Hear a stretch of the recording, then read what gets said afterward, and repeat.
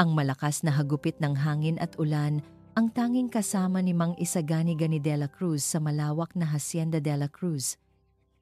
Isang bagyong walang humpay. Tila ba sinasabayan ang pagkulog ng kanyang kalooban. Nakaupo siya sa sala ng kanyang malaking bahay. Ang mga matay nakapako sa isang lumang litrato. Sa ibabaw ng mantelpiece, ang ngiti ng kanyang yumaong asawang si Elena at ang malikot na mga mata ng kanyang anak na si Leo. 8 taon na ang lumipas simula nang kunin sila ng isang trahedya, ngunit tila kahapon lang nang mawasak ang kanyang mundo. Ang bawat patak ng ulan sa bubong ay parang libo-libong tusok sa kanyang puso, paalala sa kawalan at pag-iisa. Ang lamig sa loob ng bahay ay tila sumasalamin sa lamig sa kanyang kaluluwa. Sinubukan niyang magbasa ng libro, ngunit ang mga letra ay lumalabo, natatabunan ng mga alaala. Paulit-ulit sa kanyang isip ang huling beses niyang makita ang mag-ina niya, ang huling tawanan, ang huling mahal kita. Kung sana ay hindi siya naging abala noon, kung sana ay mas mabilis siyang nakapagdesisyon. Kung sana ay agad niya silang naisugod sa ospital.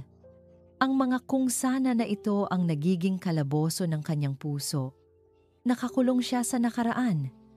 Hindi makalaya. Pinagmumultuhan siya ng pangyayari. Ang bawat kislap ng kidlat ay tila nagpapamalas ng eksena ng aksidente, ang pagtawag, ang pagmamadali, ang huling hininga. Naramdaman niya ang sakit ng pagkawala at kasama nito ang takot na muling maranasan ng ganoong klase ng kirot. Ang pag-iisa ay naging kanyang kanlungan. Isang pader laban sa posibleng muling pagdurog ng kanyang puso. Biglang isang kakaibang kalabog mula sa lumang kamalig na malapit sa gilid ng hasyenda ang pumukaw sa kanyang pansin. Hindi ito karaniwang ingay, lalo na sa ganitong lakas ng bagyo. Hindi ito tunog ng nalaglag na sanga o ng malaking hayop na nagtatago. Sinundan ito ng isang mahinang iyak. Iyak ng sanggol. Ang tunog na iyon ay matagal nang hindi niya naririnig. Isang tunog na nagpapalabas ng matinding kirot sa kanyang dibdib. May mga alaala itong dala. Mga alaala na matagal na niyang inilibing sa pinakasulok ng kanyang puso. Nag-atubili siya. Hindi niya ugali ang makialam sa mga bagay na hindi niya nauunawaan. Ang pag-iisa ang naging kanlungan niya sa loob ng maraming taon. Pero ang paulit-ulit na kalabog na sinundan ng mas lumalakas na iyak ay bumulabog sa kanyang pananahimik. Tila may kumakalampag hindi lamang sa pintuan ng kamalig, kundi pati na rin sa matigas niyang puso. Hinahamon ng pader na itinayo niya sa paligid ng kanyang emosyon. Kinuha niya ang kanyang flashlight at isang lumang kapote. Lumabas siya, nilalabanan ang malakas na hangin na tila gustong pumunit sa kanya. Habang ang ulan ay walang patid na bumubuhos. Ang putik ay umaabot sa kanyang mga bukong-bukong. Habang palapit siya ng palapit sa kamalig, mas lumalakas ang iyak. Ito ay iyak ng sanggol.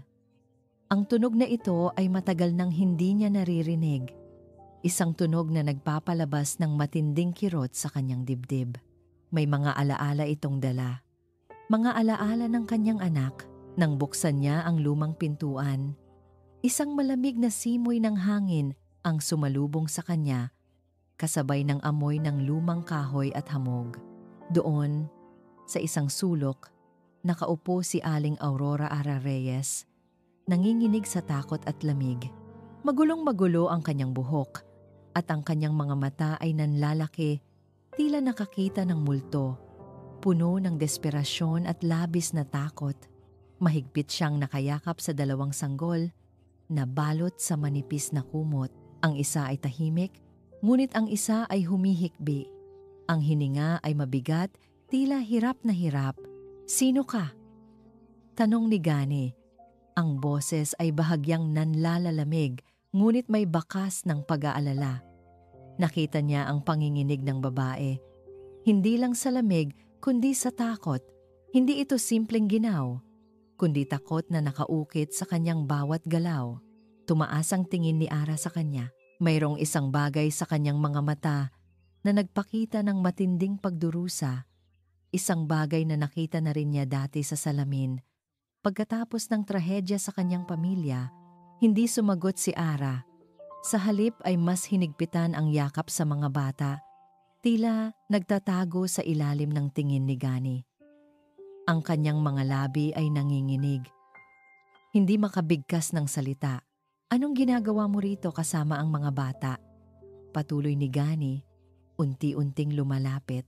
Napansin niya ang manipis na katawan ni Ara, ang maputla nitong balat, at ang panginginig ng kanyang mga labi. Ang bata sa kanyang kandungan ay biglang umubo. Isang tuyong ubo na nagpahiwatig ng lagnat. Ang iyak ng sanggol ang tila gumising kay Ara mula sa pagkabigla. "Tulungan niyo po kami!" bulong niya. Ang boses ay halos hindi marinig sa lakas ng hangin. "May sakit po ang anak ko. Hindi na po kami makahinga sa lamig." Lumapit pa si Gani. Nakita niya ang lagnat sa mukha ng bata. Ang hirap nito sa paghinga.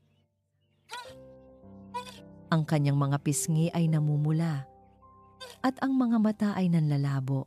Sa kabila ng kanyang sariling mga sugat at pag-iisa, hindi niya kayang talikuran ang isang ina na desperado at ang kanyang mga anak na nangangailangan ng tulong. Ang imahe ng kanyang yumaong anak ang biglang sumagi sa kanyang isip. Ang kanyang anak na may lagnat noon na hindi niya agad nadala sa doktor. Isang mainit na alon ng habag ang bumalot sa kanya. Pinupunit ang pader na kanyang itinayo. Hindi niya maaaring hayaan silang maghirap sa loob ng kamalig. "Halika," aniya.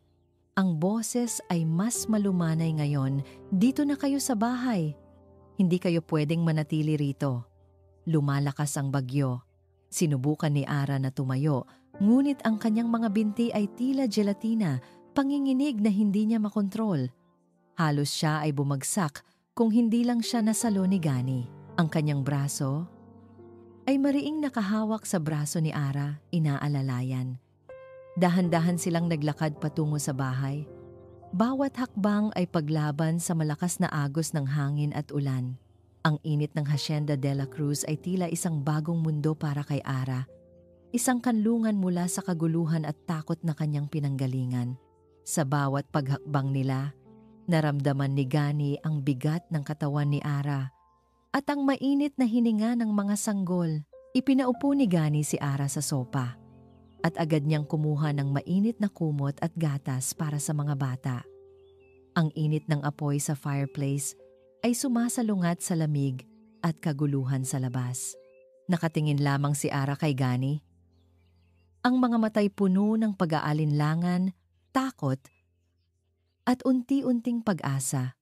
Mayroon siyang isang takot na hindi niya maipaliwanag, ngunit mayroon ding bahagi sa kanya na humihinga ng maluwag sa ligtas na lugar. Nang ilapag ni Gani ang baso ng gatas, biglang bumagsak si Ara sa sofa. Ang mga matay bumaliktad at nawalan siya ng malay.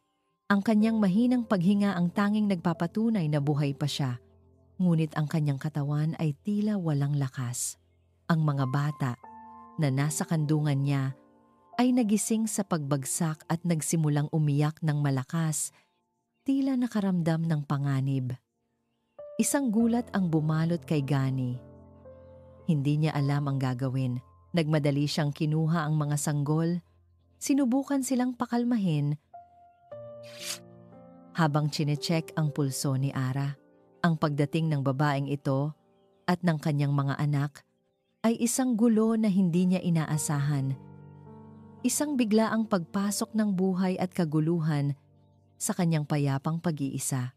Habang nagkakagulo si Gani sa nangyari kay Ara, napansin niya ang isang lumang, punit-punit na panyo na nahulog mula sa kamay ni Ara. Kinuha niya ito sa isang sulok, may bordang V sa gilid.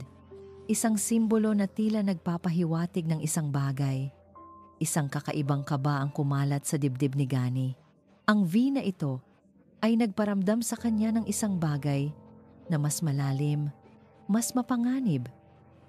Hindi lang basta isang babae at ang kanyang mga anak, ang kanyang pinatuloy sa kanyang tahanan. Mayroon silang dalang lihim, isang lihim na konektado sa isang pangalan na matagal na niyang narinig. At hindi ito maganda. Ang gabi ay nagsisimula pa lamang at alam niyang ang kanyang buhay ay hindi na kailanman magiging pareho. Nagising si Ara. Mabigat ang talukap ng kanyang mga mata. Para siyang lumulutang. Unti-unting bumabalik sa realidad mula sa isang malalim na kawalan. Ang unang naramdaman niya ay ang init at ang malambot na kumot na nakabalot sa kanya. Hindi ito ang malamig na semento ng lumang kamalig. Hindi rin ang matigas na lupa sa gilid ng kalsada na naging kanlungan nila kagabi. Dahan-dahan niyang binuksan ang kanyang mga mata. Bumungad sa kanya ang kisame ng isang silid na hindi pamilyar, ngunit malinis at maaliwalas. Ang amoy ng kape at bagong lutong tinapay ay tila nang hihimasok sa kanyang ilong, nagpaparamdam ng matinding gutom na matagal na niyang hindi naramdaman. Isang matamis na paghinga ang lumabas sa kanyang bibig, isang hininga ng lunas na matagal nang pinipigilan. Tumingin siya sa gilid. Payapang natutulog ang kanyang dalawang anghel sa magkatabing duyan. Si Eli, ang mas maliit, ay nakanganga, habang si Belle, ang panganay, ay mahigpit na nakahawak sa kanyang maliit na kamay. Ang mukha ni Eli ay hindi na gaanong maputla at ang kanyang paghinga ay mas regular. Isang ngiti ang sumilay sa kanyang labi, isang ngiti na bihirang makita sa mga nakaraang buwan, ngunit mabilis din itong napawi nang maalala niya ang nangyari. Ang takot na iyon, ang pagtakas, ang kamalig, ang mukha ng kanyang dating amo na tila isang multo na patuloy na humahabol sa kanya. Bumukas ang pinto at pumasok si Gani. May dalang tray ng pagkain. Ang kanyang mukha ay seryoso, ngunit may bakas ng pag-aalala. "Gising ka na pala," sabi niya. Inilapag ang tray sa bedside table. "Kumain ka na muna. Kailangan mong lumakas." Naupo si Ara. Ang kanyang katawan ay tila naninigas pa rin sa takot at pagod. Nanginginig ang kanyang mga kamay habang inabot niya ang tinapay at kape. Ang aroma ng pagkain ay halos nakakapagpaalala sa kanya ng isang buhay na matagal nang nawala. Nakatingin lamang si Gani sa kanya. Naghihintay, hindi nagpipilit. "Salamat po." Mahina niyang sambit. Ang boses ay paos, halos hindi marinig. Lumunok siya ng kape. Naramdaman ang init nito na bumaba sa kanyang lalamunan. "Hindi ko alam ang buong kwento mo." Simula ni Gani. Ang kanyang tinig ay malumanay. Puno ng pag-unawa. "Pero ligtas ka rito. Sa ngayon, hindi ka na nila matutunton." Ang mga salitang iyon, ang tila nagbukas ng damdamin ni Ara. Ang mga alaala ay nagsimulang dumaloy, parang sirang dam. Ang kanyang buhay bilang katulong, ang walang katapusang trabaho, ang mga panunukso ng mga kapwa katulong, at pagkatapos ay ang bangungot ng panggagahasa, isang bangungot na paulit-ulit na bumabalik sa kanyang isip, nagpapabalik sa kanya sa dilim. Ang kanyang pagtakas, ang pagdala sa kanyang mga anak, sa kabila ng panganib, ang pag-asa na makahanap ng isang ligtas na lugar. Niyakap niya ang kanyang sarili, pinipigilan ng luha. Ayaw niyang makita ni Gani ang kanyang kahinaan. "Tumakas po ako," sabi niya. Pumipiglas ang bawat salita. "Kinailangan ko pong gawin iyon para sa mga anak ko. Wala na po akong ibang mapuntahan." Nag-ingat siya sa bawat detalyeng ibinibigay. Hindi niya binanggit ang pangalan ng nag-abuso sa kanya. Ang pagbanggit sa pangalang iyon ay tila magpapabalik sa kanya sa bangungot. Ni ang kanyang tunay na pangalan ay hindi niya sinabi. Pakiramdam niya ay mas ligtas siya kung mananatiling nakakubli ang kanyang pagkakakilanlan. Pinili niyang tawagin ang sarili niya bilang Ara. Isang pangalang kinuha niya mula sa isang lumang aklat na kanyang nabasa. Nagkwento siya ng pira-piraso, maingat sa bawat detalyeng ibinibigay. Ang kanyang trabaho bilang katulong, ang pagkawala ng kanyang pamilya sa isang aksidente, at ang pagmamalupit ng kanyang dating amo. Inilarawan niya ang kanyang pagtakas sa gitna ng gabi, Ang paglalakad ng walang direksyon sa ilalim ng ulan at ang desperadong paghahanap ng kanlungan. Sa bawat pagpapalit ng salita, tinitingnan niya ang reaksyon ni Gani. Nagbabantay kung may pagdududa sa kanyang mga mata. Pero nakikinig lamang ito. Ang kanyang mukha ay malungkot at may pangunawa. Hindi siya nagtanong ng sobra. Nakita niya ang takot sa mga mata ni Ara, ang pagod sa kanyang katawan. Sa bawat salitang lumalabas sa bibig ni Ara, mas lalong lumalalim ang kanyang pag-unawa sa bigat ng pinagdaanan ng babae. "Dito muna kayo," sabi ni Gani. "Magpahinga ka, palakasin mo ang sarili mo. Ang mga bata, kakainin ko sila." Naging pansamantalang santuwaryo ang Hacienda de la Cruz. Sa loob ng ilang araw, unti-unting lumabas ang protektibong ugali ni Gani. Dinadala niya ng pagkain si Ara, pinupunasan ang lagnat ng bata, at nagbibigay ng mga lumang damit para sa kanilang lahat. Kahit natahimik siya, ramdam ni Ara ang kanyang pag-aalala. Ang amoy ng alkohol na ipinahid ni Gani sa noo ni Ellie. Ang pagbabantay niya sa pagtulog ng mga bata. Isang hapon, habang naglalaro si Gani sa mga bata sa labas, narinig ni Ara ang kanilang tawanan na umalingaw-ngaw sa malawak na hasyenda. Ang tunog na iyon ay isang himig na matagal na niyang hindi narinig. Isang bahagi ng kanyang puso ang tila gumaling. Kahit sandali lang, kinabukasan, habang payapang natutulog si Ara, bumangon si Gani upang kumuha ng tubig sa kusina. Nagising siya sa mahinang bulong mula sa silid ni Ara. Lumapit siya, nag-aalala. Si Ara ay nagkakaroon ng bangungot, ang kanyang noo ay pinawisan, at ang kanyang mga kamao ay nakakuyom. "Villafuerte." "Hindi, wag." Bulong niya, ang kanyang tinig ay halos hindi marinig, ngunit puno ng matinding takot. Ang mga bata, "Huwag!" Natigilan si Gani. Villafuerte? Ang pangalang iyon ay pamilyar.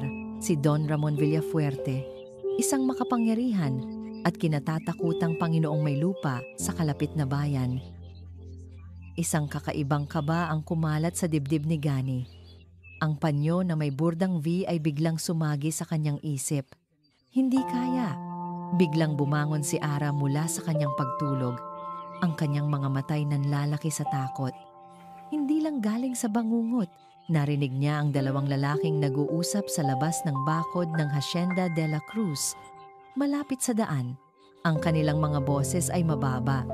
Ngunit malinaw niyang narinig ang mga salitang, "Isang babae at dalawang sanggol." "Nakita mo ba?" At pagkatapos, ang salitang nagpakulo ng dugo niya, "Villafuerte."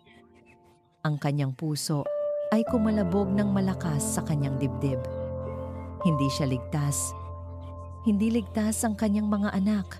Ang salitang Villafuerte ay umalingaw-ngaw sa isip ni Gani, tila isang babala na inihagis ng malakas na hangin. Natigilan siya sa pintuan ng silid ni Ara.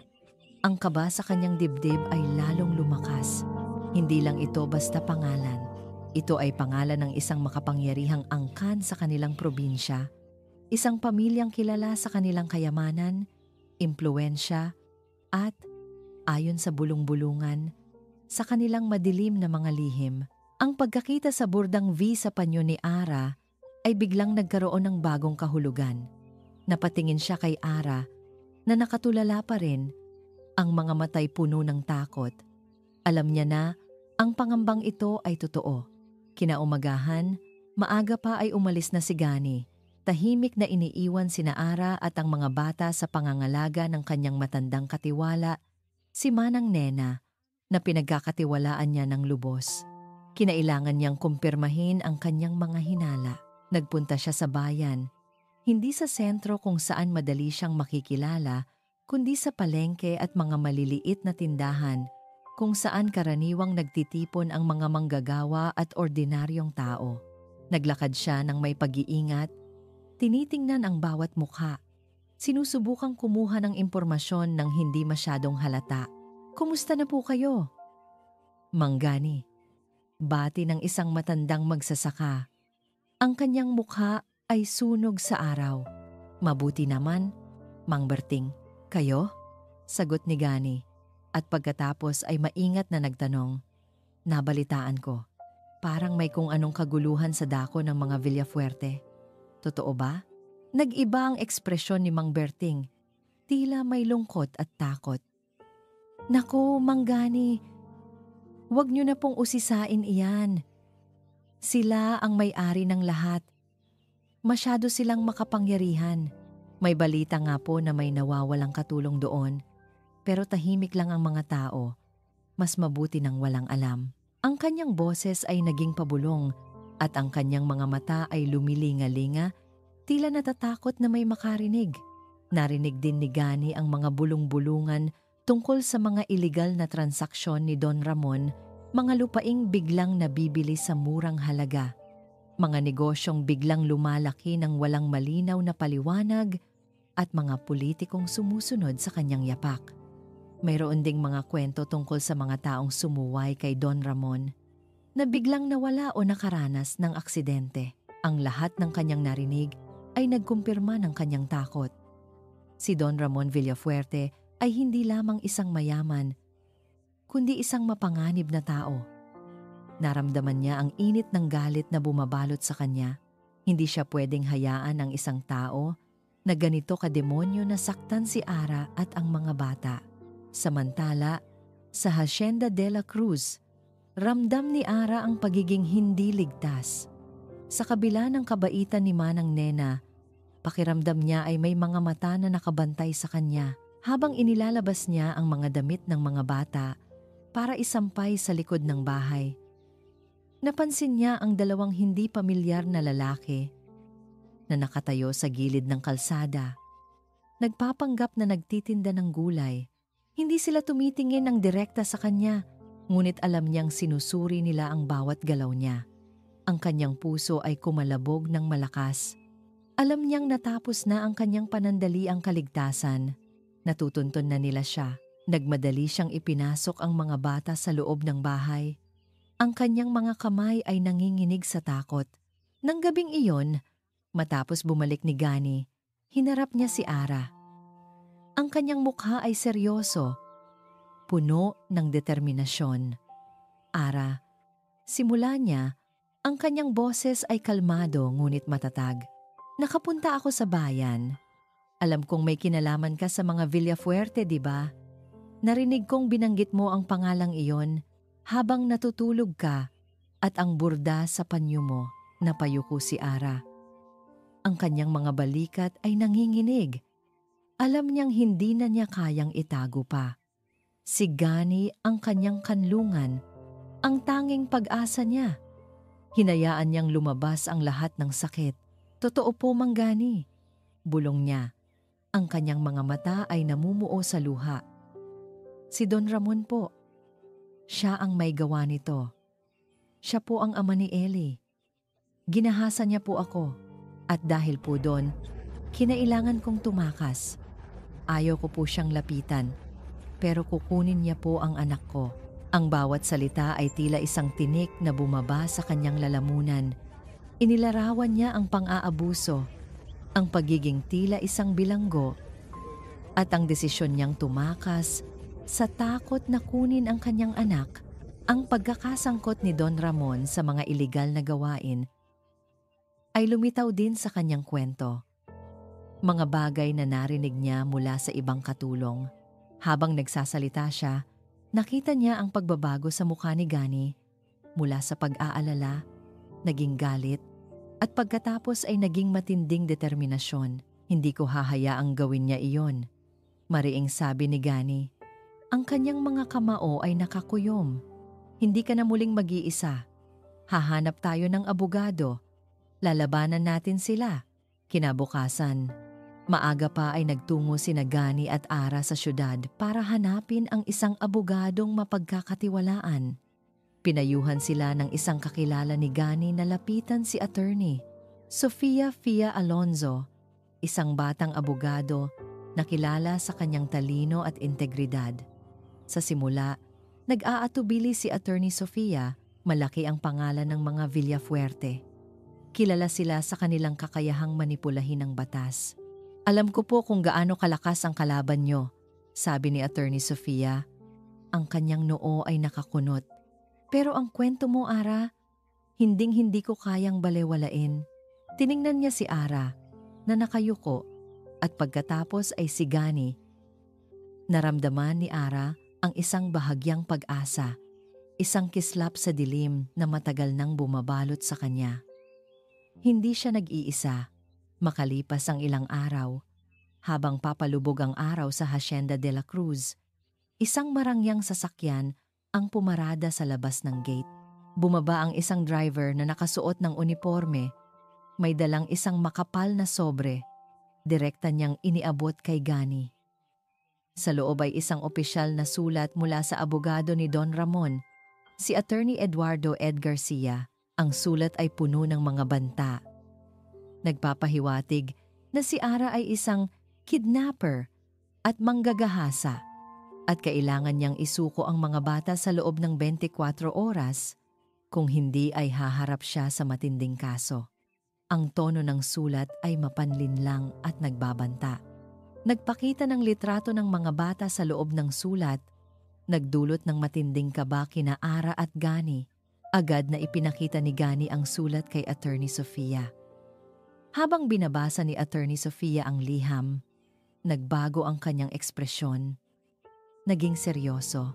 Hindi lang ito banta, sabi niya habang itinuturo ang isang sipi. Tingnan niyo ito. May kalakip na formal na petisyon para sa kustodiya. Hindi lang niya gusto na isuko mo ang mga bata, Ara. Gusto niyang ganap na agawin ang mga ito sa iyo.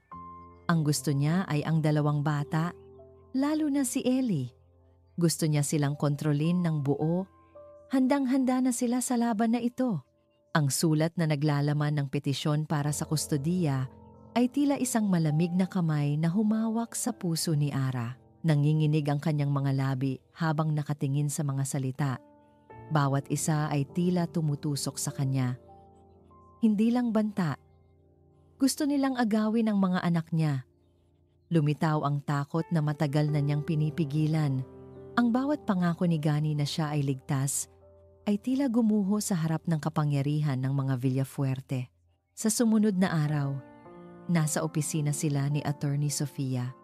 Ang ilaw sa loob ng opisina ay tila hindi makatagos sa bigat ng hangin. Nakaupo si Ara sa isang upuan, mahigpit na nakahawak sa kanyang kamay habang ipinapaliwanag ni Attorney Sofia ang proseso ng kaso. Mahirap ito, Ara, diretsahang sabi ni Attorney Sofia. Ang kanyang boses ay puno ng pag-aalala. Sila Don Ramon Villafuerte ay may pera at koneksyon. Gagamitin nila ang lahat ng yon para manalo. Ang unang laban natin ay sa korte, sa petisyon para sa kustodiya. Guguluhin nila ang pangalan mo. At kahit si Manggani, sasangkot sila. Naramdaman ni Ara ang matinding takot na bumabalot sa kanya. Hindi siya sanay sa ganitong klase ng laban. Bilang isang katulong, ang buong buhay niya ay ginugol sa pagsunod at pagyuko. Ngayon, kailangan niyang tumindig. Pero paano? Ang mga salita ni Attorney Sofia ay tila bumabagsak sa kanya. Nagpaparamdam sa kanya ng kawalan ng pag-asa. Kailangan nating patunayan na ikaw ang may kakayahang mag-alaga sa mga bata at sila Don Ramon. Hindi sila ang karapat-dapat. Patuloy ni Attorney Sofia. Sinubukan na palakasin ang loob ni Ara. Pero ang unang hakbang nila ay sirain ang reputasyon mo.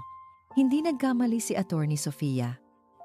Ilang araw, pagkatapos ng konsultasyon, nagsimulang kumalat ang mga balita sa lokal na media, sa mga radyo, at sa mga lokal na pahayagan na hawak ng mga Villafuerte. Si Ara ay inilarawan bilang isang babaeng tumakas, kasama ang mga bata, at si Gani ay isang lumang don na nagtatago ng isang kriminal. Ang mga kwento ay binaluktot, ang mga katotohanan ay pinaganda. May mga larawan pa nila Gani at Ara na kinuha ng palihim, kasama ang mga bata. Naramdaman ni Ara ang kahihiyan.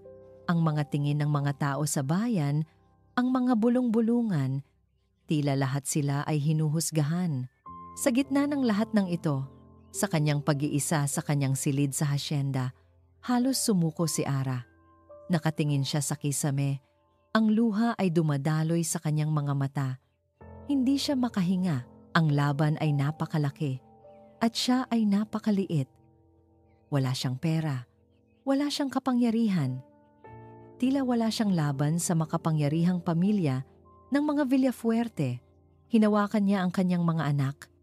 Ang init ng kanilang maliliit na katawan ang tanging nagpapakalma sa kanya. "Pasensya na mga anak," bulong niya. Ang kanyang boses ay nanginginig. "Hindi ko alam kung kaya ko pa." Isang hapon, habang naglalaro si Ara, kasama ang mga bata sa sala, nagbabasa siya ng lumang libro para sa kanila. Si Belle ay tumatawa habang si Ellie ay nakikinig ng mabuti. Ang mga tawanan ng mga bata ay tila nagbigay ng sandaling kapayapaan sa gitna ng kaguluhan. Habang kinukuha ni Ara ang isa sa mga laruan ni Belle, biglang sumagi sa kanyang isip ang isang bagay. Isang matinding flashback. Nakita niya ang kanyang dating nobyo, si Daniel, na abala sa kanilang lumang bahay. Si Daniel ay isang mangingisda at part-time na driver para sa mga Villafuerte. Naalala niya kung paano itinago ni Daniel ang isang maliit na USB drive sa loob ng isang lumang stuffed animal na regalo niya kay Belle. Ang mga salita ni Daniel ay umalingaw-ngaw sa kanyang isip. "Ara, kung sakaling may mangyari sa akin, hanapin mo ito. Mahalaga ito. Huwag mong ipapaalam kanino man. Ito ang kaligtasan mo at ng ating pamilya." Noon, hindi niya gaanong inintindi. Ngayon, biglang nagkaroon ng kahulugan ang lahat. Ang huling babala ni Daniel, ang kanyang mga huling salita bago siya aksidenteng namatay sa dagat. Naningkit ang mga mata ni Ara. Ang USB. May USB. Hindi niya naalala kung ano ang laman nito. Ngunit alam niya na ito ay isang bagay na pinakaingatan ni Daniel. Nagkaroon siya ng isang maliit na kislap ng pag-asa. Baka ito ang kanilang sandata. Sa gitna ng kanyang pag-iisip, dumating ang isang bagong banta. Opisyal na humiling si Don Ramon para sa DNA testing. Hindi lamang para patunayan na siya ang ama ni Ellie, kundi upang agawin ito mula kay Ara. Ang kahilingan ay direktang ipinadala sa korte at ipinarating kay Attorney Sofia. Ang kahilingan sa DNA testing ay lalong nagpalala ng takot ni Ara. Ito ay isang direktang pag-atake, hindi na lamang sa kanyang reputasyon kundi sa kanyang karapatan bilang ina.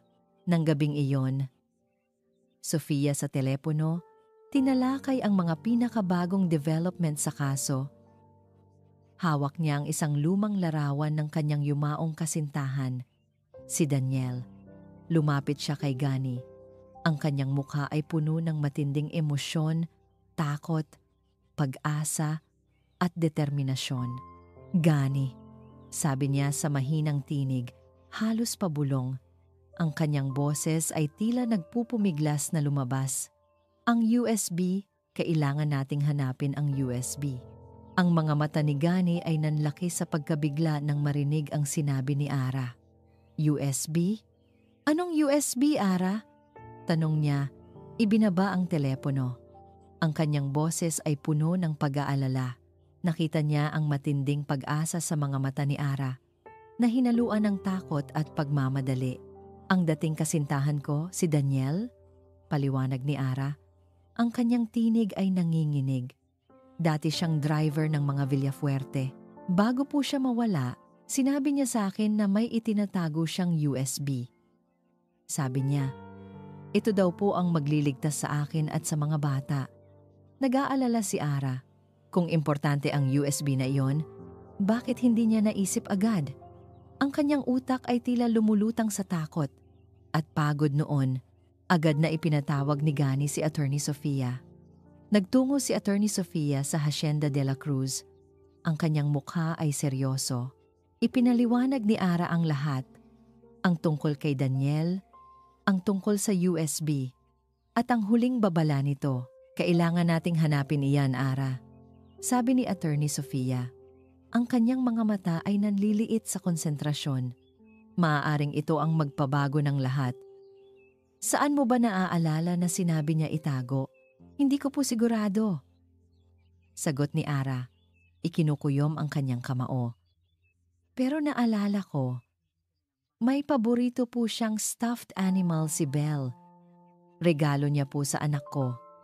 Baka doon, mabilis silang nagtungo sa silid kung saan nakalagay ang mga gamit ni Ara at ng mga bata. Si Belle ay may isang lumang manika, isang bahagyang maruming oso na may isang mata lamang.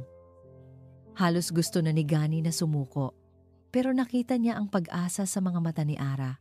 Maingat na kinuha ni Ara ang lumang oso. Nanginginig ang kanyang mga kamay. Habang hinahawakan niya ito, "Dito po," bulong niya. Itinuro ang isang bahagi ng oso na tila may tahi na hindi karaniwan. Maingat na sinimulan ni Gani na punitin ang tahi. Sa loob naroon ang isang maliit na USB drive kulay itim. Ang mga kamay ni Ara ay nanginginig ng husto habang inaabot niya ito. Ito ay maliit, ngunit pakiramdam niya ay mayroon itong malaking kapangyarihan. Agad na iniscan ni Attorney Sofia ang USB drive sa kanyang laptop.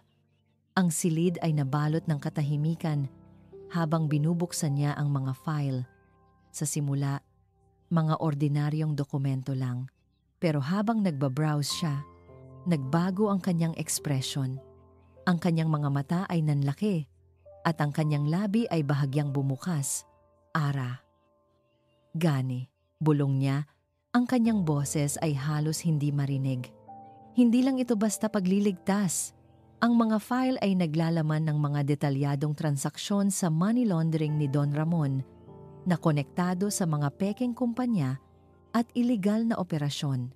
Mayroon ding mga dokumentong nagpapakita ng mga transaksyon sa iligal na armas. At ang pinakamahalaga, may mga logs ng komunikasyon at mga nakatagong audio recording na nagpapatunay na ang pagkamatay ni Daniel ay hindi isang aksidente, kundi isang pinlano at isinagawa na pagpatay.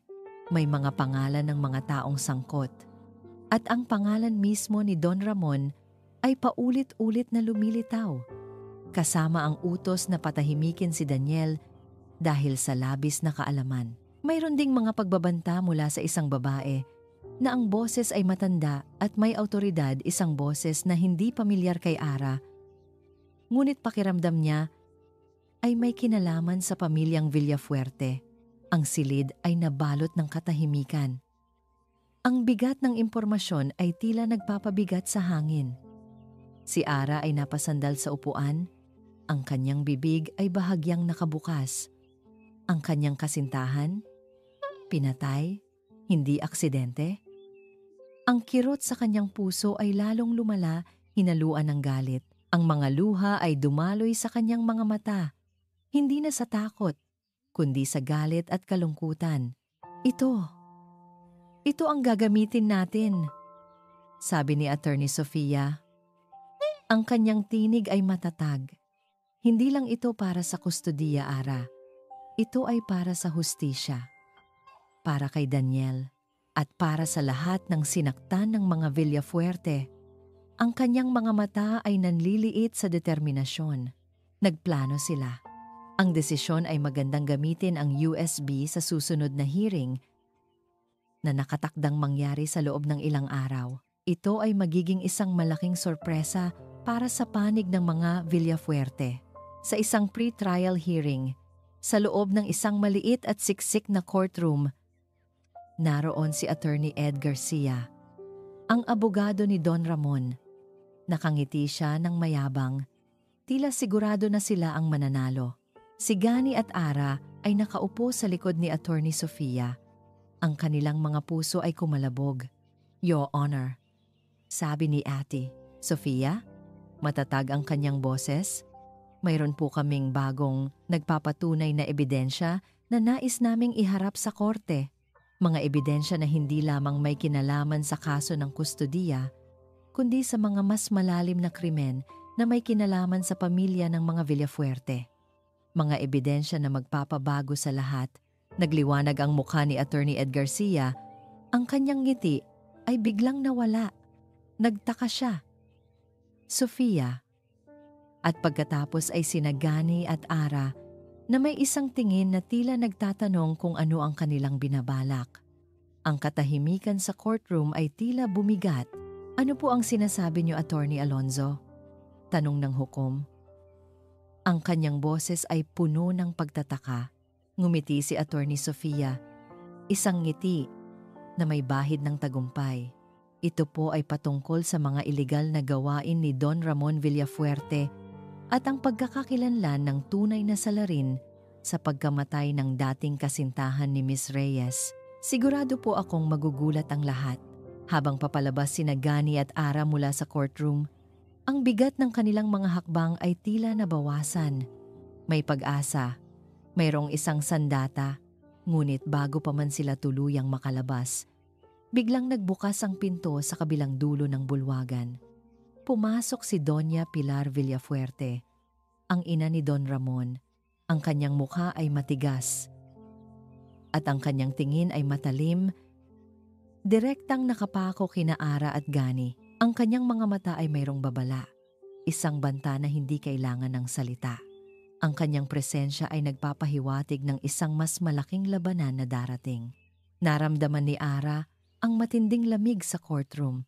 Sa kabila ng dami ng tao, ang mga ilaw ay nakakasilaw at ang bawat bulong ay tila nagpapahina sa kanyang loob. Nakaupo siya sa tabi ni Gani. Ang kanyang puso ay kumalabog ng malakas sa kanyang dibdib, parang isang ibong nakakulong. Sa harap nila, nakaupo si Attorney Sofia. Ang kanyang likod ay tuwid at matatag. Sa kabilang panig, naroon si Don Ramon, nakatingin ng may pagmamay-ari at pagkasuklam. Sa likod niya, si Attorney Ed Garcia. Ang kanyang mukha ay seryoso, tila nagtatago ng kung anong balak. Ang mga mamamahayag ay nakapwesto sa mga gilid, handang-handa sa bawat balita. Ang unang pagdinig ay nagsimula sa paglalahad ng panig ni Don Ramon. Nagpatotoo ang kanilang mga saksi, pawang mga tauhan ng Villafuerte na nagpinta ng masamang larawan kay Ara, isang ina na iresponsable at babaeng tumakas sa kanyang mga obligasyon. Ang bawat salita ay tila isang palaso na tumama sa puso ni Ara. Nanginginig ang kanyang mga labi at pinilit niyang pigilan ang luha. Hinawakan ni Gani ang kanyang kamay, mahigpit, na nagbibigay sa kanya ng lakas. Pagkatapos, tumayo si Ate Sofia. Ang kanyang boses ay malinaw at matatag, nagpapakita ng kumpiyansa. Your Honor, sabi niya, ipapatawag po namin si Miss Aurora Reyes. Nanginginig si Ara habang lumalakad patungo sa testigo stand. Ang lahat ng mata ay nakapako sa kanya. Naramdaman niya ang matinding panggigipit, ang paghusga ng lahat. Ngunit nang makita niya ang mukha ni Eli at Belle sa kanyang isip, nagkaroon siya ng lakas para sa kanila. Sinimulan ni Ate Sofia ang kanyang pagtatanong. Dahan-dahan, binubuo ang kwento ni Ara. Ang kanyang paghihirap, ang kanyang pagtakas. Narinig niya ang kanyang sariling boses na nanginginig. Ngunit pinilit niyang maging matatag. Miss Reyes, tanong ni Attorney Sofia. Ang kanyang tinig ay malumanay. Bakit po kayo tumakas sa Hacienda Villafuerte? Napahinga ng malalim si Ara. Dahil po sa takot. Dahil po sa panggagahasa, diretso niyang sabi. Nagkaroon ng bulungan sa courtroom. Nagalit si Don Ramon. Objection, Your Honor! Sigaw ni Attorney Ed Garcia. Relevance! Overruled. Sabi ng hukom. Nagpatuloy si Ara sa kanyang kwento. Ang kanyang boses ay mas matatag na ngayon. Ang mga luha ay dumaloy sa kanyang mga mata, ngunit hindi dahil sa takot kundi sa sakit at galit. Inilarawan niya ang bawat detalye. Ang pagdurusa, ang pangamba para sa kanyang mga anak. Nakinig ang lahat. At ngayon, sabi ni Attorney Sofia, Ang kanyang boses ay mas matatag. Nais po naming iharap ang isang mahalagang ebidensya. Isang ebidensya na magbubunyag ng katotohanan sa likod ng lahat ng ito. Isinara niya ang mga blinds at inilagay ang isang projector. Ang imahe ng USB drive ay lumabas sa screen. Pagkatapos, isa-isang lumabas ang mga file, mga bank records, mga transaksyon sa iligal na armas, mga detalyadong plano ng money laundering. Ang mukha ni Don Ramon ay biglang namutla, nawala ang kanyang kayabangan. Napalitan ng pagkabigla at galit. Nagbulungan ang mga tao. Ang mga dokumentong ito, Your Honor, sabi ni Attorney Sofia, ay nagpapatunay sa malawakang ilegal na operasyon ni Don Ramon Villafuerte. At hindi lang iyan, pagkatapos, ipinarinig niya ang mga audio recording mula sa USB, ang boses ni Daniel, ang dating kasintahan ni Ara, na nag-uulat ng mga ilegal na gawain ni Don Ramon, at pagkatapos, ang boses ni Don Ramon na nagbibigay ng utos na patahimikin si Daniel. Nagsimulang magkaroon ng kaguluhan sa courtroom. Nagalit si Don Ramon. "Hindi totoo iyan! Gawa-gawa lang iyan!" Sigaw niya. Tumayo mula sa kanyang upuan. Ngumiti si Attorney Sofia. "Mayroon pa pong isa, Your Honor." Pagkatapos, ipinarinig niya ang isa pang audio recording. Ito ang boses ng isang babae. Matanda, puno ng awtoridad. "Kailangan nating alisin ang hadlang na iyan. Kung hindi, masisira ang lahat. Siguraduhin ninyong mukhang aksidente." Nagulat ang lahat. Ang boses na iyon ay pamilyar sa marami. Sa mismong sandali na iyon, biglang bumukas ang pintuan ng courtroom. Ang lahat ng ulo ay lumingon. Pumasok si Doña Pilar Villafuerte, ang ina ni Don Ramon, kasama ang kanyang sariling legal team. Ang kanyang mukha ay matigas. Ngunit mayroong isang bagay sa kanyang mga mata, isang nakakakilabot na kapayapaan. Diretso siyang lumakad patungo sa testigo stand na tila ito ang kanyang trono. "Ako po ang nagbigay ng utos," mariing sabi ni Doña Pilar. Ang kanyang boses ay malakas at malinaw, walang bahid ng pagsisisi. "Pinrotektahan ko lang ang aking anak at ang aming pamilya. Ang batang iyan," itinuro niya si Ara, "ay isang banta sa aming pangalan. Ang kanyang kasintahan, alam niya ang masyadong maraming bagay. Kaya kinailangan siyang alisin." Ang courtroom ay nabalot ng gulat. Ang mga mamamahayag ay nagkandara pa sa pagsusulat. Ang mga flash ng kamera ay sunod-sunod. Si Don Ramon ay nakatulala, hindi makapaniwala. Si Ara ay napasandal sa upuan. Ang kanyang bibig ay bahagyang nakabukas. Ang ina ni Don Ramon? Siya ang nagplano ng lahat? "Doña Pilar Villafuerte, inaaresto ka po namin sa kasong pagpatay." Sigaw ng isang opisyal ng pulis, lumapit sa kanya. Ngunit bago pa man siya tuluyang mailabas, diretso siyang tumingin kay Ara, isang nakakakilabot at tahimik na banta. Ang kanyang ngiti ay hindi umabot sa kanyang mga mata. "Hindi pa tapos ito," binibini. Bulong niya.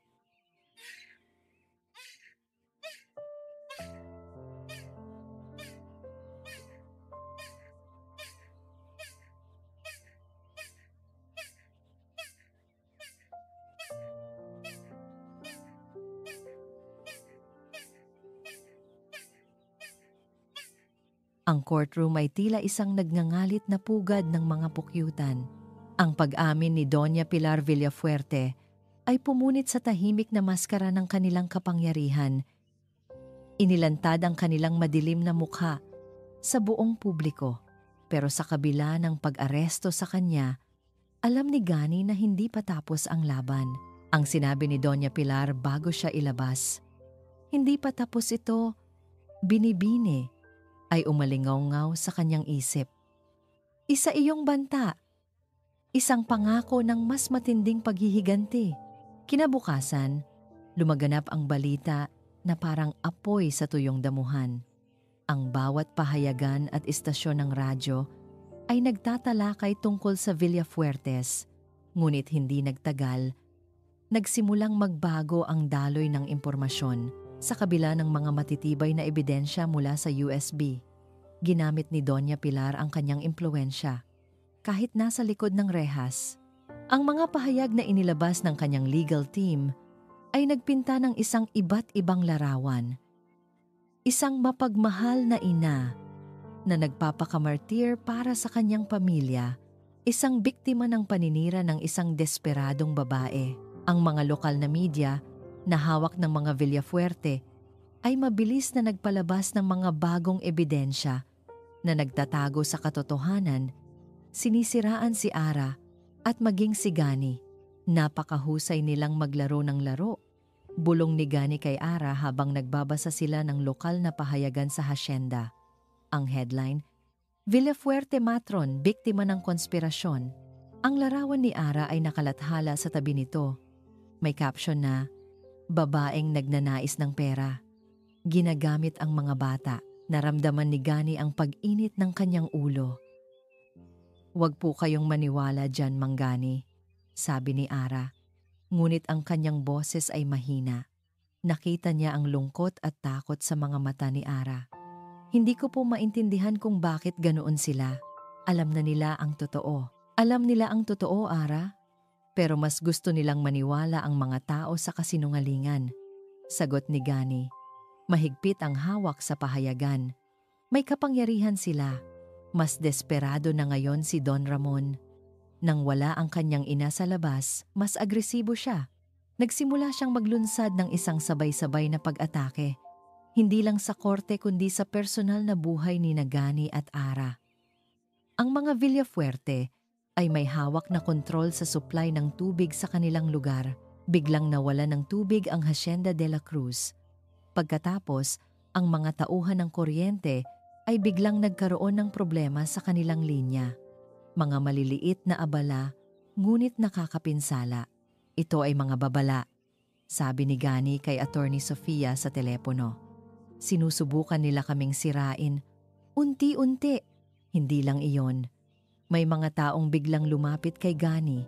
Nag-aalok ng malaking halaga ng pera. Mga tauhan ni Don Ramon, nagpapanggap na nagmamalasakit. Ngunit ang kanilang mga mata ay walang emosyon. Tinanggihan niya ang lahat. Hindi ako mabibili, mariin niyang sabi sa isa sa mga emisaryo ni Don Ramon na may ngiting mapanukso. Tingnan natin kung hanggang saan ang tapang mo, Mang Gani, sabi ng tauhan ni Don Ramon bago umalis. Naramdaman ni Gani ang matinding panggigipit. Hindi lang ito tungkol sa pera o reputasyon. Tungkol ito sa buhay. Kung dati ay tinitignan siya ng mga tao nang may respeto bilang may-ari ng hasyenda, ngayon ay may mga tingin na ng pagdududa at pag-iwas. Ang ilang mga manggagawa sa hasyenda ay nagsimulang mag-atubili sa pagtatrabaho, natatakot na madamay. Isang gabi, habang nag-iisa si Gani sa kanyang silid, nakatingin sa labas ng bintana, naramdaman niya ang matinding pagkabigla at pagkalito. Nagtanong siya sa kanyang sarili kung kaya niya ba talagang protektahan sina Ara at ang mga bata. Ang kapangyarihan ng mga Villafuerte ay tila walang hanggan. Ang kanyang nakaraan ay bumalik sa kanya, tila isang multo. Ang pagkamatay ng kanyang asawa at anak. Ang pagkabigo niya na mailigtas sila. Ito ba ay isang sumpa? Ang bawat pagtatangka niyang maging isang tagapagligtas ay nauuwi sa trahedya. Hindi ka dapat nagkakagulo sa buhay ko, Gani. Bulong ng boses ng kanyang yumaong asawa sa kanyang isip. Tignan mo ang nangyari sa akin at kay Leo. Baka idadamay mo pa sila, Ara. Niyakap ni Gani ang kanyang sarili. Pinipigilan ang lamig sa loob niya. Ang takot na muling mawalan ay naging isang bigat sa kanyang dibdib na halos hindi niya makahinga. Paano kung tama sila? Paano kung idinamay niya lang sina Ara sa kanyang sariling sumpa? Habang siya ay nakalubog sa kanyang mga pag-iisip, biglang tumunog ang telepono. Mang Gani? Sabi ng isang boses na matanda. Pamilyar ngunit hindi niya mailagay. Kumusta po? May kaunting impormasyon lang po ako na narinig tungkol sa Hacienda de la Cruz. Ano iyon? Tanong ni Gani. Kumalabog ang kanyang puso. May mga nagtatanong po kasi tungkol sa mga lumang kasunduan sa lupa. Lalo na po yung lupaing nasa gilid ng ilog, sabi ng matandang boses. May kinalaman daw po sa dating asawa nyo. Parang gusto nilang buhayin ulit ang isang transaksyon. Napakunot ang noo ni Gani. Anong kasunduan sa lupa? Hindi niya alam iyon. Nagsimula rin siyang makatanggap ng mga kakaibang mensahe. Mga liham na walang nagpadala. Nagtatanong tungkol sa dating kasunduan ni Elena. Mga tawag sa telepono na nagba-background ng ingay ng opisina. Na humihingi ng mga detalye tungkol sa pagbebenta ng lupa. Tila mayroon silang alam na hindi niya alam. Isang hapon, habang nililinis ni Gani ang lumang desk ng kanyang asawa sa kanyang study room, isang desk na hindi niya nagalaw simula nang mamatay ito, naghahanap ng ilang lumang papeles para sa hacienda, biglang napansin niya ang isang nakatagong kompartimento. Mayroong isang lumang folder sa loob na may label na Villafuerte Holdings Proposal. Ang kanyang puso ay kumalabog ng malakas. Maingat niyang kinuha ang folder. Sa loob ay isang draft ng isang kontrata ng pagbebenta ng malaking bahagi ng Hacienda de la Cruz sa isang kumpanyang tinatawag na Villafuerte Holdings na may malaking bahagi ng pagmamay-ari ng pamilyang Villafuerte. Ang kontrata ay nakasulat sa pangalan ng kanyang yumaong asawa, Elena. Nakita niya ang mga petsa. Ilang buwan bago ang aksidente. Naramdaman niya ang malamig na dugo na dumadaloy sa kanyang mga ugat. Ito ay hindi lamang isang simpleng transaksyon. Ito ay isang nakakagulat na koneksyon. Ang pagkamatay ng kanyang asawa, ang kaso ni Ara, at ngayon, ang hacienda mismo. Ang lahat ay nakaugnay sa mga Villafuerte. Nanginginig ang mga kamay ni Gani habang hawak ang lumang folder. Ang mga salitang Villafuerte Holdings Proposal ay tila nagsasayaw sa kanyang paningin.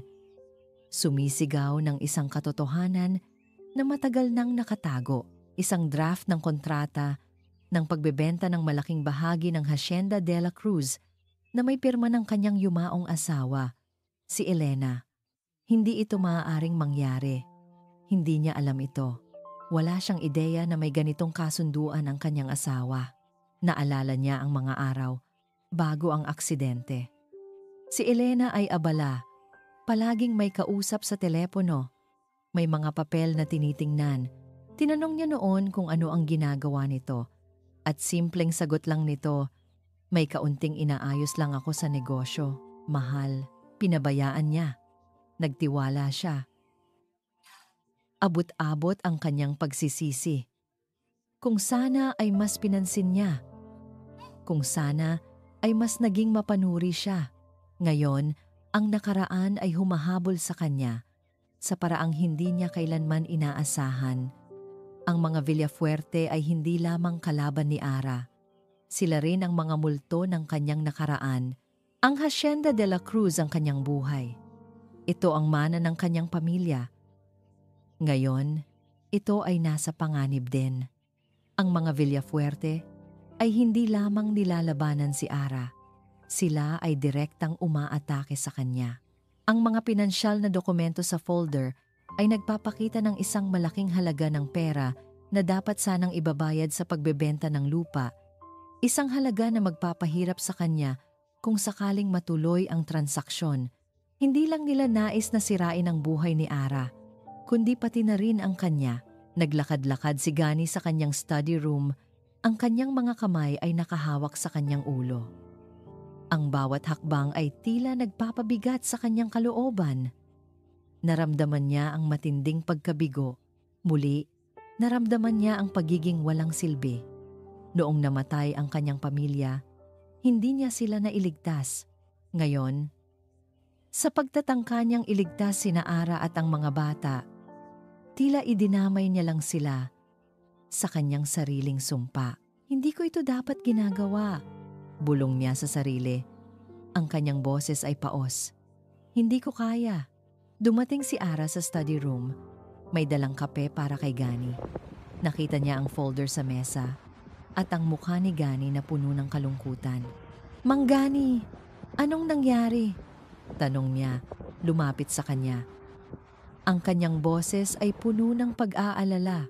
Inabot ni Gani ang folder kay Ara. "Tingnan mo," sabi niya. Ang kanyang tinig ay may bahid ng sakit. "Ang asawa ko, bago siya mawala, nakipag-usap siya sa mga Villafuerte.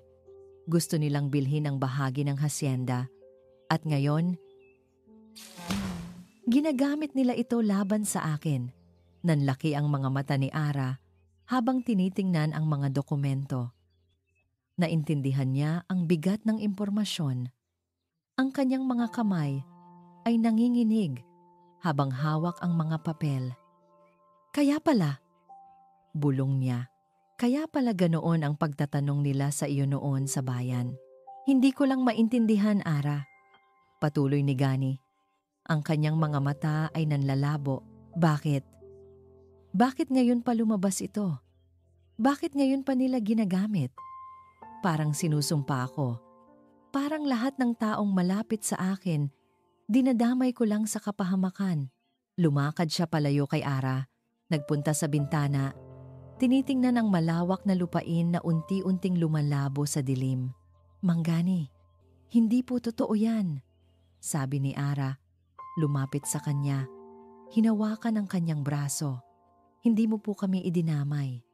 Ikaw po ang nagligtas sa amin. Kung hindi dahil sa iyo, baka patay na kami ngayon. Hindi mo kasalanan ang nangyari sa asawa at anak mo. At hindi mo kasalanan na ginamit nila ang pangalan ng asawa mo." Ngunit hindi nakikinig si Gani. Ang kanyang isip ay nababalutan ng takot at pagsisisi. "Hindi mo naiintindihan, Ara," sabi niya. Tinanggal ang kamay ni Ara sa kanyang braso. "Pinagmumultuhan ako ng nakaraan. Ang asawa ko, ang anak ko, wala akong nagawa. Hindi ko sila nailigtas. At ngayon, ikaw at ang mga bata, kayo ang nasa panganib dahil sa akin." Ang kanyang boses ay puno ng pait. "Baka mas mabuti pa kung lumayo na lang ako. Baka mas ligtas kayo kung wala ako sa tabi niyo. Baka ako ang nagdadala ng malas." Nagulat si Ara sa sinabi ni Gani. Nakita niya ang matinding sakit sa kanyang mga mata, ang kawalan ng pag-asa. "Mang Gani, huwag po kayong magsalita ng ganyan," sigaw niya. Ang kanyang boses ay nanginginig sa galit at kalungkutan. "Kaya ka namin kailangan. Tayo ay nasa laban na ito magkasama. Hindi ka nag-iisa. Hindi ka ang nagdadala ng malas. Sila ang may kasalanan. Hindi mo lang alam ang hirap ko, Ara." Sigaw ni Gani. Ang kanyang boses ay mas malakas na ngayon. Sa bawat araw na lumilipas, naaalala ko ang pagkabigo ko noon. Ayokong maranasan ulit iyon. Ayokong makita kayong masaktan dahil sa akin. Tumulo ang luha sa mga mata ni Ara. "Hindi ka nag-iisa sa laban na ito, Gani," sabi niya. Ang kanyang boses ay basa sa luha. "Kung hahayaan mo kami, ibig sabihin lang nito ay susuko ka sa kanila, sa mga taong sumira sa buhay mo at sa buhay ko. Hahayaan mo ba silang manalo?" Ang kanilang pagtatalo ay umalingamngaw sa tahimik na hasyenda. Ang galit ni Ara, ang sakit ni Gani, ang dalawang pusong sugatan ay nagbabanggaan. Sa gitna ng kanilang pagtatalo, biglang tumunog ang telepono ni Gani. Kinuha niya ito at nakita ang isang tawag mula sa hindi pamilyar na numero. Nag-atubili siya, ngunit sinagot din. Isang formal na boses ang sumalubong sa kanya. "Mang Isagani de la Cruz?" sabi ng boses. "Ito po ang opisina ng korte. Nakatanggap po kayo ng subpena. Para po ito sa isang hearing patungkol sa kaso ng pagbebenta ng lupa ng Hacienda de la Cruz na nakatakda sa susunod na linggo." Nabitawan ni Gani ang telepono. Ang kanyang mukha ay namutla. Ang kanyang mga mata ay nakatulala. Ang banta ng mga Villafuerte ay totoo. At ito ay kumikilos ng mabilis. Hindi na lamang ito tungkol kay Ara, ito ay tungkol na rin sa kanyang buong pagkatao, sa kanyang nakaraan, at sa kanyang kinabukasan. Nabitawan ni Gani ang telepono. Ang kanyang mukha ay namutla. Ang subpena para sa hearing ng pagbebenta ng hasyenda ay tila isang balaraw na tumusok sa kanyang puso. Ang kanyang mga mata ay nanlalaki. Nakatulala sa kawalan, tila nakikita ang kanyang buong mundo na gumuho. Ang mga Villafuerte ay hindi nagbibiro. Hindi lang si Ara ang target, kundi pati na rin ang kanyang pinakaiingatang pamana, ang Hacienda de la Cruz. Naramdaman niya ang malamig na takot na muling bumalot sa kanya. Ang takot na hindi niya kayang protektahan ang mga taong mahalaga sa kanya. Ang takot na makikita na naman niya ang trahedya na sumira sa kanya. Nakita ni Ara ang pagbagsak ng katawan ni Gani. Ang kanyang mga mata ay puno ng pagkabigla at kawalan ng pag-asa. Ang pagtatalo nila kanina ay tila nawala sa hangin. Ang tanging nakikita niya ay ang lalaking nagligtas sa kanya, na ngayon ay tila nawawalan ng pag-asa. Ang kanyang puso ay kumirot. Hindi niya hahayaang malugmok si Gani. Hindi niya hahayaang manalo ang mga Villafuerte. Natagpuan niya ang kanyang panloob na lakas, isang apoy na matagal nang natago sa kanyang puso. Lumapit si Ara kay Gani. Hinawakan ang kanyang mga kamay, mahigpit. "Mang Gani, makinig po kayo sa akin," sabi niya. Ang kanyang tinig ay matatag, puno ng determinasyon. Hindi tayo susuko. Hindi tayo susuko sa kanila. Tumingin si Gani kay Ara. Ang kanyang mga mata ay puno ng pagtataka. Nakita niya ang isang bagong ningning sa mga mata ng babae. Isang ningning na hindi niya nakita noon. Hindi na siya ang babaeng nanginginig sa takot sa kamalig. Siya ay isang mandirigma. "Paano, Ara?" bulong ni Gani. Ang kanyang boses ay puno ng kawalan ng pag-asa. Napakalakas nila. "Nasa kanila ang lahat."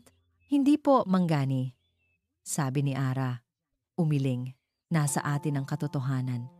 At mas malakas po iyan kaysa sa pera at kapangyarihan nila." Pinisil niya ang kamay ni Gani. "Ikaw po ang nagbigay sa akin ng pag-asa. Ikaw po ang nagligtas sa akin. Ngayon, ako naman po ang magliligtas sa iyo. Hindi ka po nag-iisa.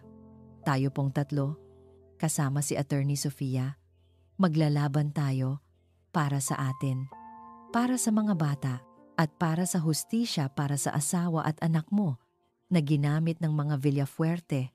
Ang mga salita ni Ara ay tila bumangon sa kaluluwa ni Gani. Isang sikat ng araw sa madilim na kagubatan. Nakita niya ang pagmamahal at determinasyon sa mga mata ni Ara. At unti-unting, ang apoy sa kanyang puso ay muling nag-alab. Tama si Ara. Hindi siya nag-iisa. Mayroon siyang dapat ipaglaban. Kinabukasan, maaga pa ay nagtungo sina Gani, Ara, at Attorney Sofia sa opisina ni Attorney Sofia. Naging seryoso ang kanilang pagpaplano. "Narinig ko ang tungkol sa kaso ng lupa, Mang Gani," sabi ni Attorney Sofia.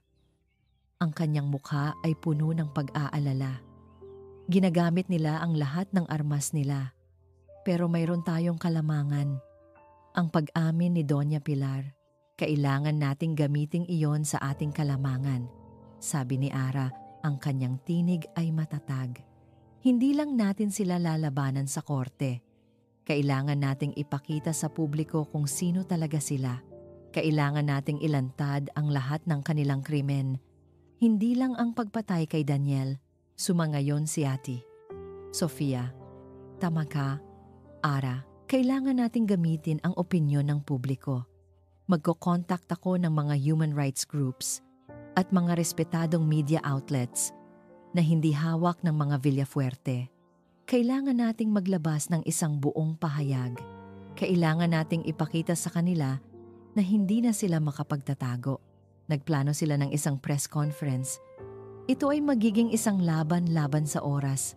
Kailangan nilang ilantad ang lahat. Bago pa man ganap na maapektuhan ang kaso ng lupa, at bago pa man magkaroon ng mas malaking pinsala ang mga Villafuerte. Sa araw ng press conference, nakaramdam si Ara ng matinding kaba. Ito ang kanyang pagkakataon na sabihin ang kanyang buong kwento sa mundo, walang itinatago. Sa kanyang tabi ay si Gani, na may matatag na tingin, at si Attorney Sofia, nasa likod nila ang ilang kinatawan mula sa human rights groups, at ilang reporter mula sa mga independent media outlets. Lumapit si Ara sa mikropono.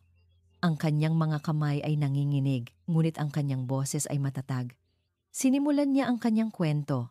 Mula sa simula, ang kanyang pagiging katulong, ang pang-aabuso, ang pagiging ina, ang pagtakas, ang tungkol kay Daniel, ang tungkol sa USB, ang tungkol sa pagpatay, ang tungkol sa pag-amin ni Doña Pilar, at ang pinakahuling banta, ang pagtatangka na agawin ang Hacienda de la Cruz. Ang kanyang kwento ay humaplos sa puso ng mga nakikinig. Naging emosyonal siya, ngunit hindi siya sumuko. Ipinakita niya ang kanyang sugat, ang kanyang sakit, at ang kanyang determinasyon. Hindi ko po ito ginagawa para sa pera, sabi niya. Ang kanyang boses ay basa sa luha. Ginagawa ko po ito para sa aking mga anak, para sa kanilang kinabukasan, para sa hustisya para kay Daniel, at para po sa lahat ng biktima ng pamilyang Villafuerte. Sila po ay hindi kailanman dapat magkaroon ng ganoong kapangyarihan. Ang kanyang kwento ay umalingaw-ngaw sa buong bansa. Ang epekto ay mabilis at malakas. Milyon-milyong tao ang nakarinig sa kanya. Nagsimulang magkaroon ng simpatya ang publiko kina Ara at Gani. Ang mga social media ay nabalutan ng mga post na nagpoprotekta kina Ara at nagpapahayag ng galit sa mga Villafuerte. Nagsimulang magkaroon ng mga protesta sa harap ng mga gusali ng Villafuerte at ang mga balita tungkol sa kanilang mga krimen ay lumabas sa mga pangunahing pahayagan at TV networks. Ang kapangyarihan ng mga Villafuerte ay nagsimulang gumuho. Sa huling pagdinig, ilang araw pagkatapos ng press conference, ang courtroom ay puno ng mga tao. Hindi lamang mga mamamahayag kundi mga ordinaryong mamamayan na gustong saksihan ang katarungan. Ang mga mukha ni na Don Ramon at Attorney Ed Garcia ay puno ng pag-aalala. Alam nilang mas malaki ang laban nila ngayon. Habang papalabas sina Ara at Gani mula sa sasakyan at papasok sa courtroom, biglang bumukas ang pinto sa likod nila. Pumasok si Doña Pilar kasama ang isa pang abogado na may ngiting tagumpay sa labi. Ang kanyang ngiti ay nakakakilabot at ang kanyang mga mata ay nanliliit, tila mayroon pa silang hawak na alas. Hindi pa ito tapos, Ara, sabi niya. Ang kanyang tinig ay mayabang. Mayroon pa kaming inihanda. Ang simoy ng hangin sa loob ng courtroom ay tila bumigat. Puno ng tensyon na halos hindi na mahinga ni Gani. Nakatingin siya kay Doña Pilar na may ngiting tagumpay sa labi, kasama ang isang bagong abogado na may hawak na makapal na folder. Ang kanyang puso ay kumalabog ng malakas. Alam niya na hindi pa tapos ang laban kahit pa nasa panig nila ang katotohanan. Your Honor, sabi ng bagong abogado ni Doña Pilar. Ang kanyang boses ay mayabang. Nais po naming iharap ang bagong ebidensya na magpapabulaan sa mga paratang na ibinato sa aming kliyente. Isang video footage po mula sa security camera ng Hacienda Villafuerte na nagpapakita na si Ms. Reyes ay kusa pong umalis at may kasama siyang ibang lalaki. Ilang oras bago ang di umano'y panggagahasa, nagkaroon ng bulungan sa courtroom. Nagulat si Ara. Hindi ito totoo. Nagulantang si Gani. Ito na nga ang alas nila. Subukan nilang baluktutin ang katotohanan sa pamamagitan ng pekeng ebidensya. Hindi po totoo yan, Your Honor, mariing sabi ni Attorney Sofia. Mayroon po kaming forensic expert na magpapatunay sa validity ng video, giit ng abogado ng Villafuerte, may ngiting tagumpay. Nagsimulang gumuho ang pag-asa sa dibdib ni Gani. Masyado silang tuso. Alam niyang kayang-kaya ng pera ng mga Villafuerte ang gumawa ng anumang ebidensya. Naramdaman niya ang matinding pagkadismaya. Matatalo ba sila? Matatalo ba siya? Muli? Ngunit si Attorney Sofia ay hindi natinag. Mayroon siyang isang huling alas. Sa isang matalim na galaw, pumunta siya sa harap. "Your Honor," sabi niya. Ang kanyang tinig ay matatag at malakas. "Mayroon po akong testigong sorpresa." Isang testigong nagtatrabaho sa Villafuerte Holdings sa loob ng maraming taon at may sapat na kaalaman sa kanilang mga operasyon. Nagulat ang lahat, kahit si Don Ramon at Doña Pilar ay nagulat. Wala silang ideya kung sino ang tinutukoy ni Attorney Sofia. Pumasok sa courtroom ang isang matandang lalaki. Halos hindi makahakbang. Si Mang Berto, ang dating katiwala ng Villafuerte Holdings, na matagal nang nawawala. Si Mang Berto ang pinakamatalik na kaibigan ng yumaong asawa ni Gani. Siya ang dating tumatawag kay Gani at nagbibigay ng mga tip tungkol sa mga kasunduan sa lupa. Lumabas si Mang Berto. Ang kanyang mukha ay payat at may takot sa kanyang mga mata. Ngunit mayroon ding determinasyon. Nagpatotoo si Mang Berto. Dahan-dahan, sa bawat salita ay binubuo ang isang nakakagulat na kwento. Siya ang dating nagbigay ng mga dokumento kay Daniel. Siya ang nakasaksi sa pagpaplano ng pagpatay kay Daniel.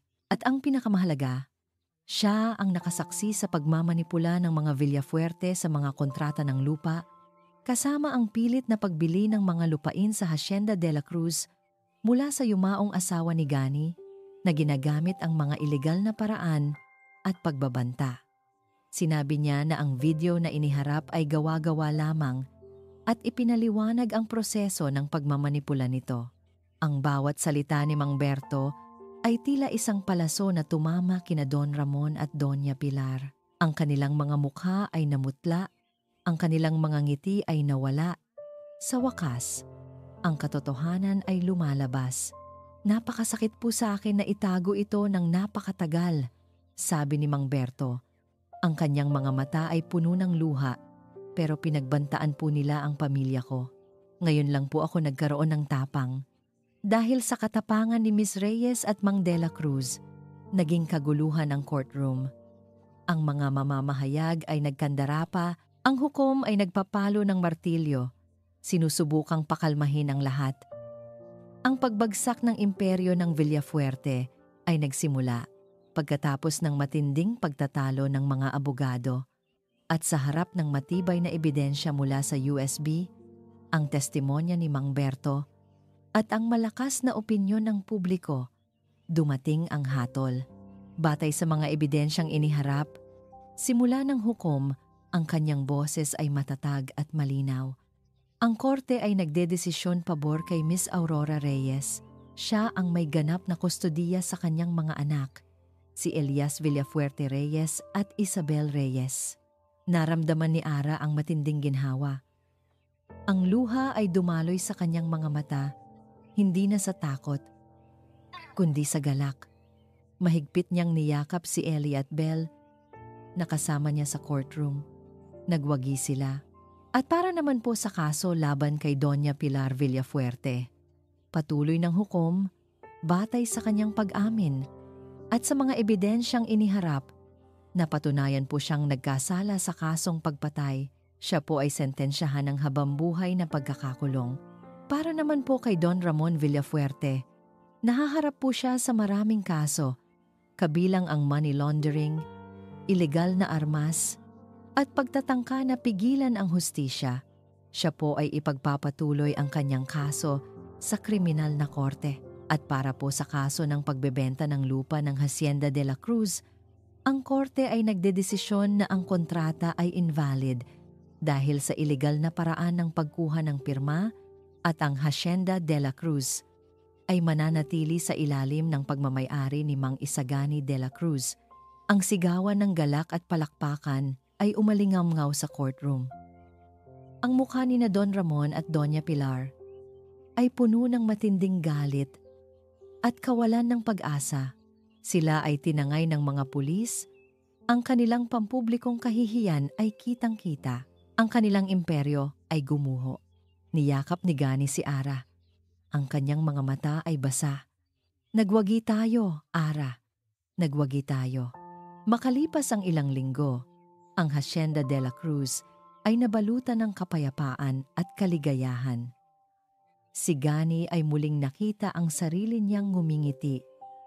Ang mga tawa ni na Ellie at Belle ay umalingaw-ngaw sa buong hasyenda. Si Ara ay nagtatrabaho sa hardin. Ang kanyang mukha ay puno ng pag-asa. Ang kanilang buhay ay hindi na kasing lungkot at kasing gulo. Isang bagong simula. Isang hapon, inakay ni Gani si Ara sa ilalim ng isang malaking puno sa gitna ng hasyenda, ang lugar kung saan sila madalas magkwentuhan. Ang araw ay unti-unting lumulubog, nagbibigay ng gintong kulay sa mga dahon ng puno. Ara, simula ni Gani, ang kanyang boses ay nanginginig. Naramdaman niya ang kaba sa kanyang dibdib, ngunit ito ay kaba ng kaligayahan. Tiningnan niya ang kanyang mga mata, puno ng pag-ibig. Ang takot na muling mawalan ay unti-unting naglaho, napalitan ng pagnanais na ipagpatuloy ang buhay kasama si Ara at ang mga bata. Naintindihan niya na ang pag-ibig ay hindi tungkol sa pagiging walang takot, kundi ang pagharap sa takot ng magkasama. Simula nang dumating kayo sa buhay ko, Ara, nagbago ang lahat. Binigyan mo ako ng bagong pag-asa, bagong kahulugan sa buhay. Naghilom ka ng mga sugat na akala ko ay hinding-hindi na maghihilom. Pinakita mo sa akin na mayroon pang pag-ibig, mayroon pang pamilya, kahit sa gitna ng lahat ng sakit at pagdurusa. Lumuhod si Gani, kinuha ang isang maliit na kahon mula sa kanyang bulsa. Nanginginig ang kanyang mga kamay habang binubuksan niya ito. Sa loob ay isang simpleng singsing, ngunit puno ng pagmamahal. Ara, sabi niya, ang kanyang boses ay basa sa emosyon. Gusto kong bumuo ng isang bagong pamilya sa iyo. Gusto kong maging asawa mo. Gusto kong makasama ka habang buhay. Kasama sina Eli at Belle. Pwede mo ba akong pakasalan? Ang mga mata ni Ara ay napuno ng luha. Hindi siya makapagsalita. Ang lahat ng kanyang pinagdaanan, ang lahat ng sakit, ang lahat ng pagdurusa, lahat ng iyon ay tila nawala sa isang iglap. Ang kanyang pangarap na magkaroon ng isang pamilya, isang tahanan, isang ligtas na kanlungan ay nasa harap niya. Oo, Mang Gani, sabi niya. Ang kanyang boses ay basag sa luha at kaligayahan. Oo, papakasalan kita. Mahigpit siyang niyakap ni Gani. At ang kanilang mga labi ay nagtagpo. Isang halik na puno ng pag-ibig, paghilom, at bagong simula. Pagkalipas ng ilang buwan, sa isang maaraw na umaga sa Hacienda de la Cruz, magkasama sina Gani, Ara, Ellie, at Belle. Ang dalawang bata ay mas malalaki na at mas maligaya. Hawak ni na Gani at Ara ang dalawang maliit na punla ng kape. Malapit sa lugar kung saan nag-propose si Gani, magkasama silang nagtanim ng bagong puno. Bawat isa ay naglagay ng lupa, simbolo ng kanilang pangako sa isa't isa, sa kanilang pamilya at sa hasyenda. Ito ang magiging simbolo ng ating bagong buhay, mahal ko, sabi ni Gani habang hinahawakan ang kamay ni Ara. Ngumiti si Ara. Ang kanyang mukha ay puno ng pag-asa. Ang ating bagong simula, ang ating pamilya. Habang lumulubog ang araw sa Hacienda de la Cruz, si Gani, Ara, at ang mga bata ay nagtatakbuhan sa bukirin. Ang kanilang mga tawanan ay nagpuno sa hangin. Ang mga ibon ay umaawit. At ang simoy ng hangin ay tila bumubulong ng isang bagong kwento. Isang kwento ng pag-ibig na naghilom sa lahat ng sugat, ng katarungan na nagpabagsak sa kasamaan, at ng pag-asa na lumago mula sa abo ng nakaraan. Ito ang tunay na kahulugan ng pamilya, hindi lamang sa dugo, kundi sa pag-ibig, tiwala, at paghilom. At dito, nagtatapos ang kwento ni na Mang Isagani at Aling Aurora. Maraming salamat po sa inyong pagtangkilik at pagsubaybay sa bawat kabanata ng kwentong ito. Taos-puso po kaming nagpapasalamat sa inyong oras, sa bawat pagluha nyo, sa bawat ngiti, at sa bawat emosyong ibinahagi ninyo sa aming mga karakter. Kayo po ang nagbigay buhay sa kanilang paglalakbay. Ang paglikha po ng Ang Lihim na Bunga ng Bagyo ay isang masalimuot ngunit napakagandang karanasan para sa akin. Habang isinusulat ko ang bawat pangungusap, naramdaman ko ang sakit ni Ara, ang bigat ng nakaraan ni Gani, at ang lakas ng pag-ibig na bumubuo sa kanilang pamilya. Naway ang kwentong ito ay naghatid hindi lamang ng katuwaan at kilig, kundi pati na rin ng mahahalagang aral na ang pag-ibig ay may kakayahang magpagaling ng pinakamalalim na sugat, na ang pagpapatawad, hindi lang sa iba kundi maging sa sarili, ay mahalaga sa paghilom, at higit sa lahat, na sa pinakamadilim na sandali ng ating buhay, may pag-asa at bagong simula kung magpapatuloy tayong lumaban para sa tama at yakapin ang tunay na halaga ng pamilya. Ito po ay patunay na sa kabila ng anumang pagsubok, may ilaw pa ring naghihintay sa dulo ng madilim na lagusan. Inaasahan po namin ang inyong mga komento at saloobin. Ibahagi po ninyo kung ano ang pinaka-nakapukaw sa inyong puso, kung anong aral ang inyong napulot o kung anong bahagi ng kwento ang hindi nyo malilimutan. Ang inyong mga reaksyon po ang aming inspirasyon. Maraming salamat po muli. At hanggang sa muli nating pagkikita sa susunod na kwento. Pusong Lihim.